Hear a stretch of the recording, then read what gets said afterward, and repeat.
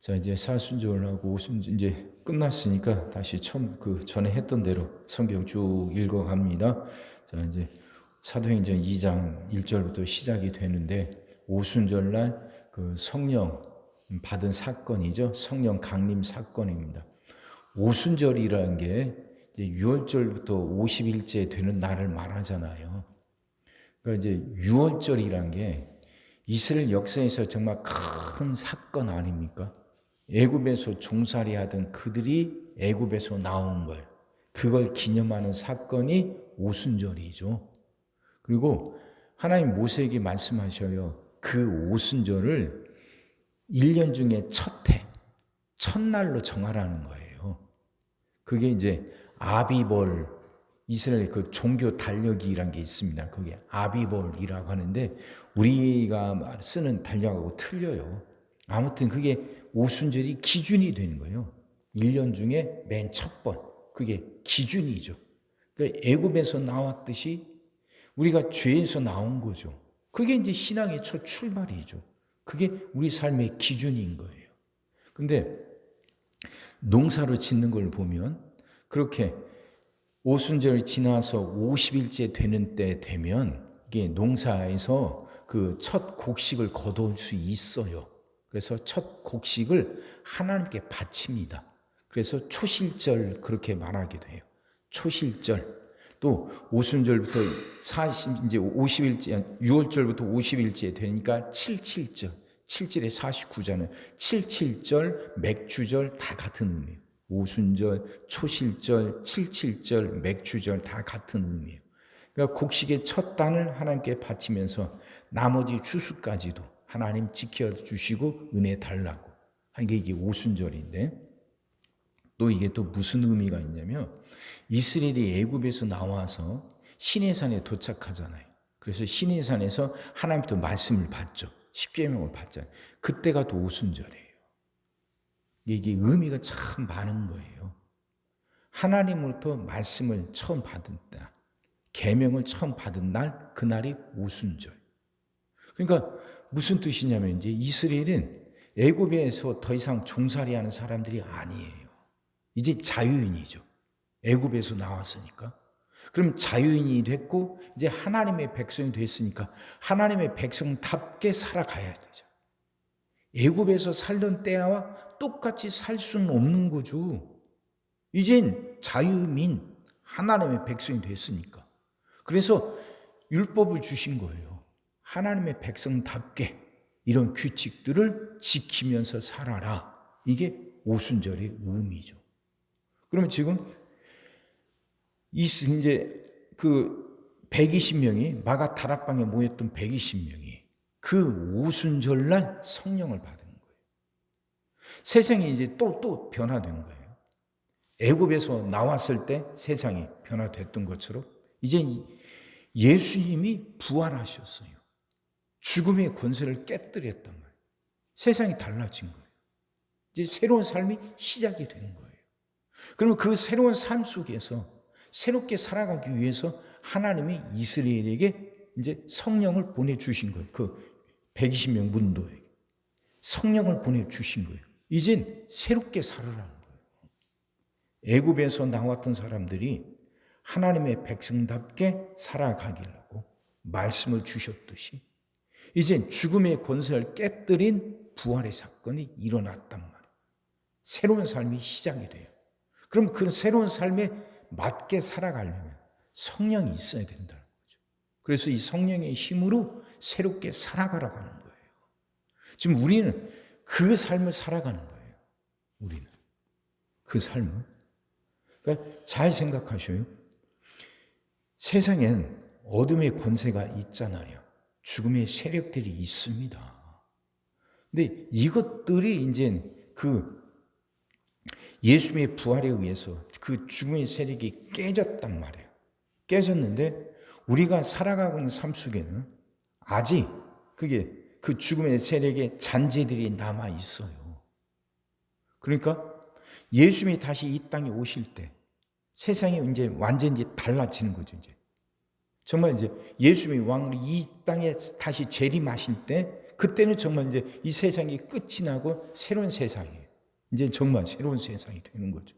그럼 우리는 그때를 지금 살아가는 거예요. 그러니까 예수님이 부활하셔서 죽음의 권세를 깨뜨렸지만 죽음의 잔재들이 남아 있어요. 그것들이 완전히 물러나는 때는 예수님이 재림하시는 때예요. 우리는 그 사이를 살아가는 거예요. 그래서 이걸 그 신학자들이 이미와 아직이라고 말하잖아요. 예수님이 오셔서 부활하셨어요. 이미 그 사건은 이미 일어났지만 예수님이 아직 재림하지 않으셨단 말이에요. 아직 이 사이를 우리는 살아가요. 근데 예수님이 이미 부활하셨기 때문에 죽음의 권세가 우리를 멸망시키지 못해요. 하지만 그 죽음의 권세가 우리를 괴롭히긴 해요. 아직 예수님이 재림하지 않으셨으니까. 그러니까 이렇게 생각하면 돼요. 우리가 지금 노마 시대를 살아가고 있다 생각해 보세요. 노마 시대. 황제가 외국에 전쟁하러 갔어요. 그래서 나라를 비우고 외국에 전쟁하러 갔는데 거기서 큰 승리를 거뒀어요. 그 소식이 이 나라 안에 들려온 거예요. 그럼 한번 상상해 보세요. 왕이 나라를 비울 동안 이 나라 안이 엉망이 돼버린 거죠. 왕을 찬성하고 왕을 좋아하는 왕 쪽에 있는 사람들이 있는가 하면 왕을 싫어하는 사람들도 있단 말이에요. 이들이 뒤에 엉켜서 완전히 나라가 엉망이 됐어요. 근데 왕이 전쟁에서 승리를 거두고 이 나라로 돌아온다는 소식이 들려왔어요, 이미. 그럼 이제 나라는 어떻게 되겠어요, 이제? 그 왕을 반대하던 사람들이 이제 조심하면서 세력이 다시 바뀌게 될 거 아닙니까? 아직 완전히 정리는 안 됐지만 왕을 반대하던 사람들이 그래도 자기들이 나름대로 살아남으려고 별짓을 다 할 거예요. 근데 아무리 별짓을 다 해도 왕이 돌아오고 있어요. 그래서 이 왕을 더 이상 어떻게 해볼 수 있는 힘은 없어. 근데 어쨌든 그들이 뭔가를 해보려고 지금 발버둥을 치는 상태랍니다. 우리가 지금 그런 상태를 살아가고 있는 거예요. 조금 이해가 되셔요? 우리는 지금 그런 상태를 살아가고 있어요. 근데 그래서 판은 완전히 결정이 났어요. 결론은 났어요. 왕이 승리하고 돌아오니까. 근데 아직 왕이 돌아오고 아직 나라에 오지는 않았어요. 도착은 안 했어요. 그러다 보니까 왕을 반대하는 세력들이 자기들이 살아남으려고 뭔가를 하려고 막 하는 상황. 이 상황이에요. 그러면 이 상황 속에서 우리가 살아남기 위해서 하나님이 우리에게 주신 것이 성령이에요. 성령. 그 성령의 힘으로 그 반대하던 세력들과 싸우면서 살아갈 수 있어요. 성령의 힘으로. 이미 결정은 났으니까. 그 왕을 반대하는 세력들이 우리를 망가뜨리지 못한다니까요. 괴롭히긴 하지만 망가뜨리지 못해. 그래서 그들과 싸우려면 우리에게는 힘이 있는데 힘이 필요한데 하나님이 주신 게 성령이에요. 성령. 좀 이해가 되십니까? 그러니까 성령이 반드시 필요한 거예요. 성령의 도움을 구해야 되는 거예요. 이스라엘이 애굽에서 나와서 시내산에 도착했을 때 하나님의 계명을 주셔요. 그 계명을 지켜야 되는 거예요. 그래야 하나님의 자녀답게 살아갈 수 있는 거예요. 그러면 이젠 하나님이 다시 우리에게 성령을 주셨어요. 그러면 이제 우리는 그 성령을 힘있고 성령으로 충만해서 살아가야 되는 거예요. 그래야 하나님의 백성인 거예요. 성령 충만은 해도 되고 안 해도 되는 게 아니에요. 이건 필수요, 필수. 율법을 지켜야 하는 것이 하나님의 백성으로서 애굽에서 나온 이스라엘로서 반드시 해야 할 필수인 거죠. 이젠 성령 충만해야 되는 게 우리에게 필수예요. 필수. 그러니 이걸 놓고 날마다 기도해야 되는 거죠. 왕이 도착할 때까지 하나님의 자녀답게 살아가야죠. 그렇게 살아갈 수 있도록 우리를 도우시는 분이, 우리를 지켜주시는 분이 성령입니다. 그러니 얼마나 고마운 분이에요. 얼마나 고마운 분이냐. 그러니 이분을 환영해야 되고, 이 성령이 내 안에서 역사하고 충만하도록 성령님을 찾고 도움을 구해야지. 성령의 음성을 따라야죠. 성령이 우리 안에서 말씀하신다니까요. 말씀하셔요. 근데 그건 내가 그 성령의 음성에 귀를 기울이며 기울일수록 그 음성이 더 분명하고 또렷하게 들려. 그렇게 성령의 음성에 완전히 내가 순종하고 따르게 되는 거, 그게 성령 충만이죠. 근데 이걸 자꾸 무시하고 거역하면 그럴수록 성령의 음성은 줄어들어요. 희미해져. 왜 그러냐? 성령님은 인격적인 분이시라 우리를 강제로, 강압적으로 이렇게 하지 않으셔요.